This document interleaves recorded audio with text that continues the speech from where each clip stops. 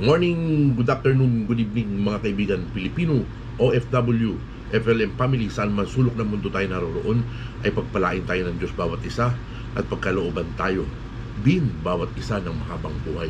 Agbyag ka, Francis Leo Antonio Marcos.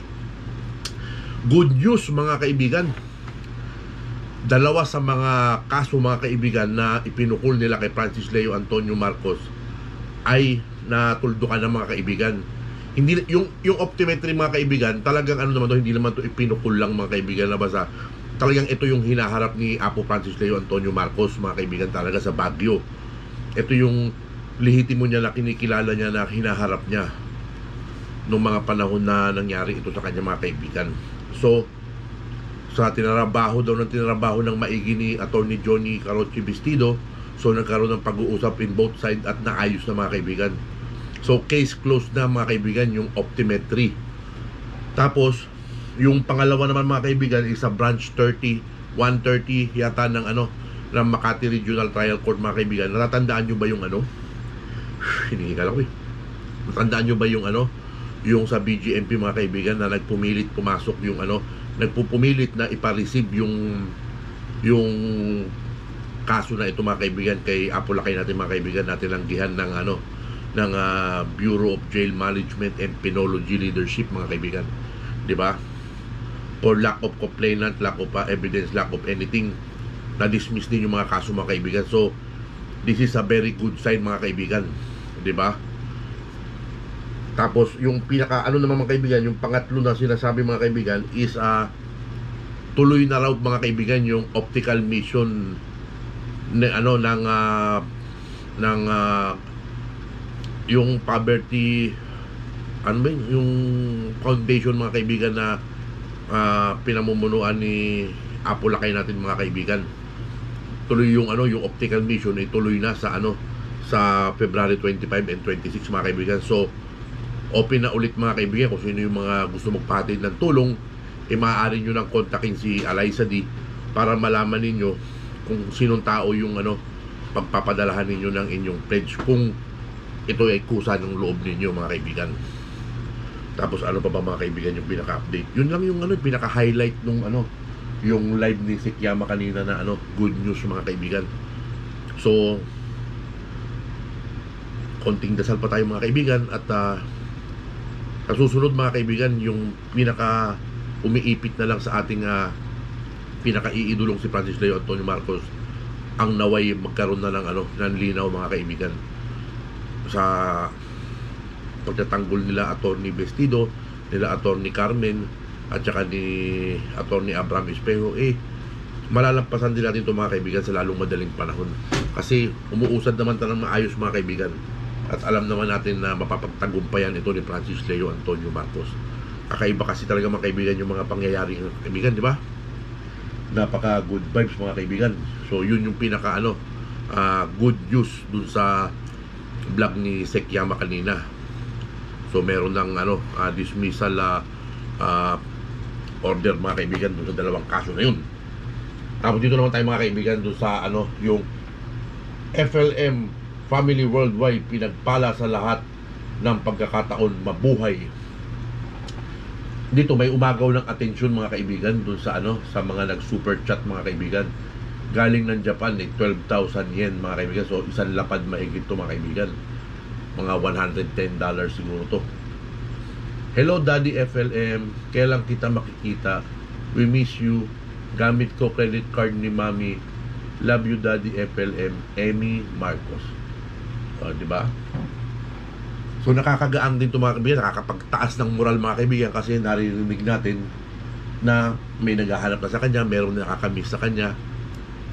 Sana yung sinasabing credit card dito, credit card ni Ma'am Mayu mga kaibigan. Siyempre, love of life ni FLM yan si Mayu Murakami, di ba? Ang kanyang pinakasalan. Tapos dito mga kaibigan, ito na-miss ko mga kaibigan si Ma'am MCM, si Mami Ebing, si Ann Ali, sila Eliza D, si JC, si Sekyama. Ang kulang lang mga kaibigan, si Don Ignacio. Kung nandito si Don Ignacio mga kaibigan, ang sayang ano nito mga kaibigan. Di ba? Buong buo ulit eh. Wala masyadong ano dito mga kaibigan. Talagang ano dito, tawanan, kulitan, si Sekiyama.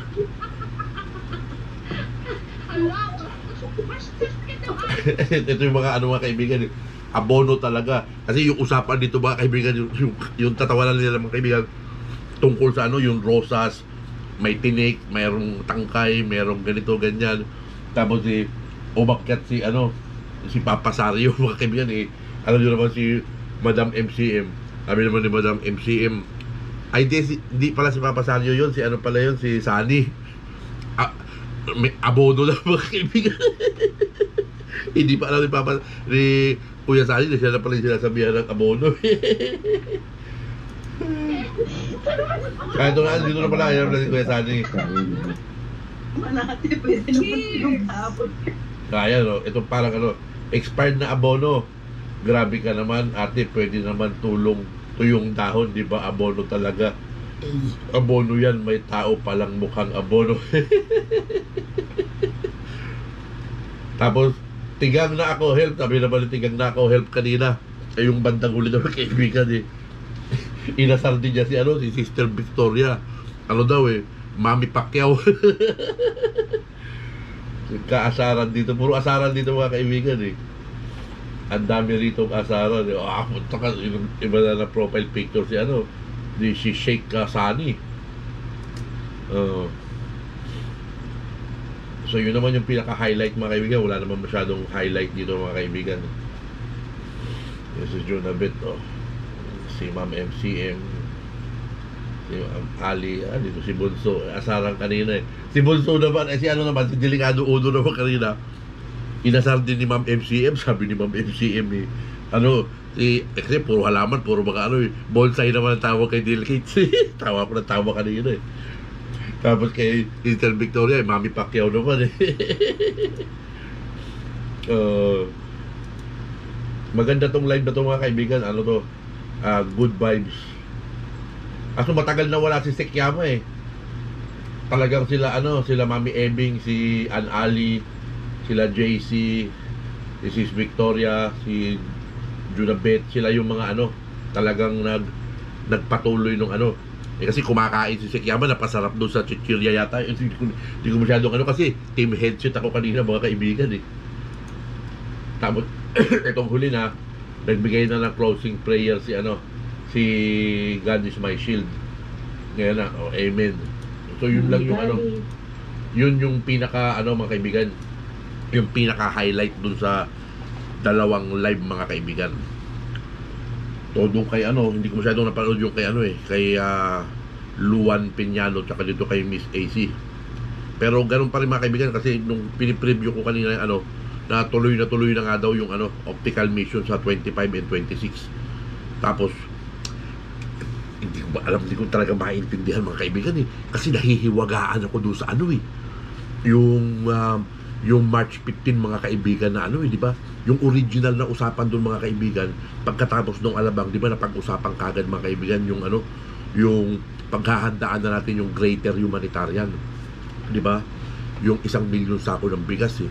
Diyan ako nakapokus mga kaibigan kasi yun ang pinaka talagang tumatak. Pag sinabing Francis Leo Antonio Marcos, eh talagang namimigay ng bigas. Bigas talaga yung pinaka tumatak sa buong FLM family. Di ba? Yan ang pinagtanggol natin ng maigi kay ano, kay Francis Leo Antonio Marcos, yung pamimigay niya ng bigas mga kaibigan, di ba?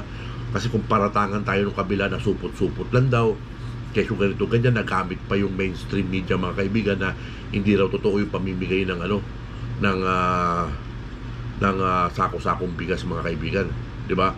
Hindi kasi nila magamit mga kaibigan yung ano, yung optical mission mga kaibigan. Kasi ito taon-taon na ito pinatutupad ni ano, ni Boss Bernard tsaka ni Apo Lakay natin mga kaibigan. Nakikita naman natin di ba doon sa mga tarpaulin, lagi silang magkasama ni ano, ni Boss Bernard tsaka si Boss FLM. Silang dalawa palagi yung nandoon mga kaibigan, na nagtataguyod palagi nitong ano, optical mission na ito mga kaibigan. So ngayon, itong gagawin ni Apo Lakay mga kaibigan na optical mission, binibigay na yung credit mga kaibigan. Ang kasama niya rito ay tayong FLM family mga kaibigan. 'Di ba? Wala na yung ibang gustong makisawsaw dun sa yung gamitin yung kanyang humanitarian para maging pabor dun sa mga ibang tao mga kaibigan. Ngayon, ang ni FLM, ang nakikita ko sa lahat ng ginagawa niyang pagtulong o humanitarian, ang kasama na niya ngayon ay ang FLM family. So nakaka-proud talaga mga kaibigan. Hiningal ako masyado. Maganda yung live kanina mga kaibigan, nakakatuwa. Puro tawanan talaga mga kaibigan. Kumbaga parang celebration mga kaibigan, oh. Diba? Ang dami rin nanood, nakahalos 10,000 din views mga kaibigan yung kanina. Maganda rin yung naging maganda yung kinalabasan mga kaibigan.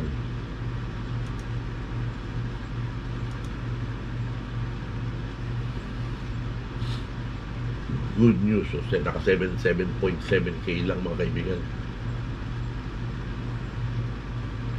Pero yung kay Inday Marie mga kaibigan, ang laki ng pinalo talaga mga kaibigan, 12,000 views mga kaibigan, umabot talaga ng 12,000 views.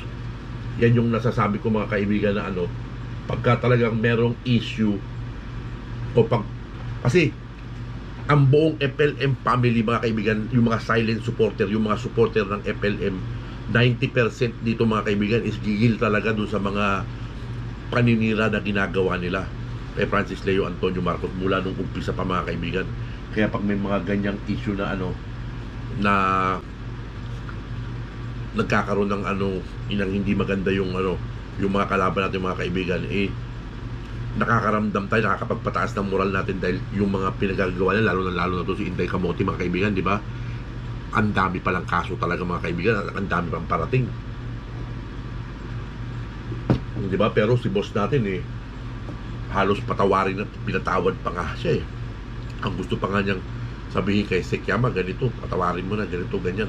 Kasi kakasuhan yata rin ni Sekyama Pero makikita natin na ayaw na ni boss ng di ba? Tapos yung kanina, siyempre sila Mami Ebing, tumaas ulit yung view mga kaibigan, umabot ulit ng 9.7k.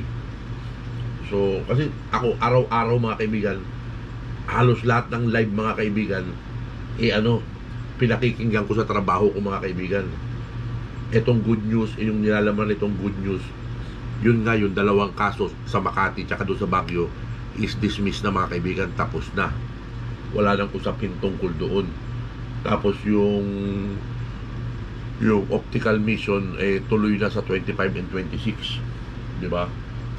Excited ako talaga mga kaibigan Pero mas excited ako kayo. Ito, tanong ko lang sa inyo mga kaibigan, saan kayo mas excited? Doon sa optical mission o doon sa sako-sakong bigas na kung saan natin talaga ipinaglalaban si Francis Leo Antonio Marcos? Ako dito ko sa bigas mga kaibigan, dahil talagang yan ang tumatak talaga mga kaibigan Dahil halos lahat ng video ni Apo Lakay natin mga kaibigan sa YouTube talaga yung sa pamimigay ng bigas. Doon talaga siya nakilala at doon siya iniyakan ng maraming tao sa pagpapasalamat mga kaibigan. Kaya yun din dito sa sa optical mission mga kaibigan, kasi 16 years na yata ito kung hindi ako nagkakamali mga kaibigan sa iba't ibang parte ng Pilipinas mga kaibigan, yung may mga malalabong mata, yung may mga yun na nagiging beneficiary nito mga kaibigan, yung bawat salamin na ipamamahagi ni Francis Leo Antonio Marcos at ni Boss Bernard Chong mga kaibigan. Kaya nakakatuwa mga kaibigan. So ito pa kasi mga kaibigan si Leon Javier, nadaanan ko kahapon yung channel, may mga pinalalabas na naman ng mga papeles mga kaibigan di ba? So sana nga minsan isang araw talaga mga kaibigan sagutin na ni Francis Leo Antonio Marcos para matigil na yung yung mga ngak-ngak nitong mga to, yung papalabas nila ng mga peking mga birth certificate na ganito ganyan, di ba? Yung pangalan na hindi na nag-i-exist kay Francis Leo Antonio Marcos, wala na ito pero pinipilit pa rin nila na yun pa rin mga kaibigan kung saan sila kung nakakakuha ng mga dokumento mga kaibigan. So sana isang araw masagot ni Francis Leo Antonio Marcos ito ng buong buo sa atin para matigil na itong mga na to, o kaya mabigyan tayo, o kaya makahanap din tayo ng talagang birth certificate ni Francis Leo Antonio Marcos para ipantapat natin dito sa mga hunghang na mga fake news na tulad nila Leon Javier at itong mga UTW, di ba? Kasi tandaan natin mga kaibigan, darating ang 2022 mga kaibigan, hindi masyado ang kampanya sa kalsada ngayon mga kaibigan, kasi nga merong social distancing. Nasa panahon pa tayo ng pandemic mga kaibigan, hindi natin alam kung ganyan pa rin ang sitwasyon sa 2022 mga kaibigan. Kaya ang nakikita ko to mga kaibigan ngayon is online campaign mga kaibigan ng mamamayagpag sa 2022. So kailangan talaga maghanda tayo lahat mga kaibigan, kasi magkakaroon dito ng mga open debate ng mga kandidato mga kaibigan. So kailangan meron din tayong isasagot sa lahat ng kanilang katanungan patungkol sa ating hero na si Francis Leo Antonio Marcos mga kaibigan. Kasi doon sa mga nagawa ng isang Francis Leo Antonio Marcos is konkreto tayo doon mga kaibigan. Yung mga pagtulong ni Francis Leo Antonio Marcos sa masang Pilipino, yung kanyang mga nagawa mula pa nung 2006, 2007, 8, 9, kompleto recados tayo yan mga kaibigan. Kayang-kaya natin i-prod at ipatunayan sa kanila mga kaibigan, hindi nila may tatago yan. Pero yung ibang mga bagay na personal, kasi ganyan ng pagdating ng 2022 mga kaibigan, personalan ang balatan dito mga kaibigan. Pati personal mong pamumuhay ay uungkatin talaga dito mga kaibigan sa 2022, just to discredit you, to gain the vote from other people mga kaibigan. Yan ang nakikita ko dyan mga kaibigan. Kaya isa yan sa mga dapat natin paghandaan sa 2022. So yun lang muna mga kaibigan. Wala masyadong update, walang masyadong kasi kay Sister AC naman is yung chikahan lang yung niya, yung title niya. Tapos ito naman 78 founding anniversary ng QCPD. So nandun si Ma'am Luan Peñano. So lang siya ng time niya, nakasakay siya doon sa sasakyan. Tapos baka nagko-cover siya doon mga kaibigan.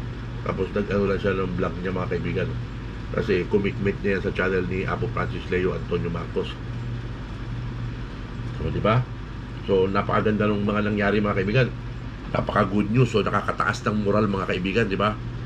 Tapos, abang-abangan natin kung anong mangyayari dito kay Inday Marie. Kasi may nabanggit si Sekyama na bukas daw makakapagpiyansa na, ganito, ganyan. Di ba? Wala namang kaso sa atin yung mga kaibigan eh. Kung makapagpiyansa siya o kung ano man, wala namang problema yun. Ang dito mga kaibigan, yung mga binibitawan niyang salita kay Francis Leo Antonio Marcos, yun ang ating mga sasabatahin. Kumbaga kasi yung ginagawa nila ay pananabotahe kay Francis Leo Antonio Marcos mga kaibigan. Ganyan yan ang ginagawa nitong mga kalaban natin mga kaibigan. Lalong-lalo doon sa mga grupo nila Inday Kamote, nito nila Kuting, nila 3 inches. Di ba? Ewan ko si Panot, parang naglaylo-laylo na yata si Panot, pero babalik din niya mga kaibigan. Tapos yung pinakamatindi nating kalaban, itong mga UTI mga kaibigan. So tingnan natin mga kaibigan kung ano yung mga mangyayari sa mga susunod pa na panahon, sa mga susunod na buwan. Ang prayer ko lang sana makalabas na si Francis Leo Antonio Marcos para kasama na natin siya dito sa social media, para tuloy-tuloy na ang tagumpay ng Team FLM, ng FLM family. Kumbaga, hangad ko ang kapayapaan sa FLM family. Lahat tayong FLM family na solid mabuo, ng buong buo, na hindi talaga magigiba. Diba? Kasi meron sila sinasabi na meron mga umalis, meron mga ganyan na wag nang hanapin, wag nang ganito. Kumbaga yung iba, syempre hindi mo naman maaalis na mag-iisip o maghahanap doon sa mga ibang, lalo na syempre yung mga tumatak sa channel ni Francis Leo Antonio Marcos na mga personalidad na laging umaakyat, tapos minsan hindi na natin nakikita, di ba? Syempre may mga tanong yung mga tao sa baba, di ba? So basta wish ko lang sana maging maayos at maramdaman nila yung yung tawag nito, yung loyalty ng bawat isa kay Francis Leo Antonio Marcos. Kasi ang alam ko, yung loyalty ang pinakamahalaga kay Francis Leo Antonio Marcos above anything else. So, agbyag ka Francis Leo Antonio Marcos, agbyag ka sir.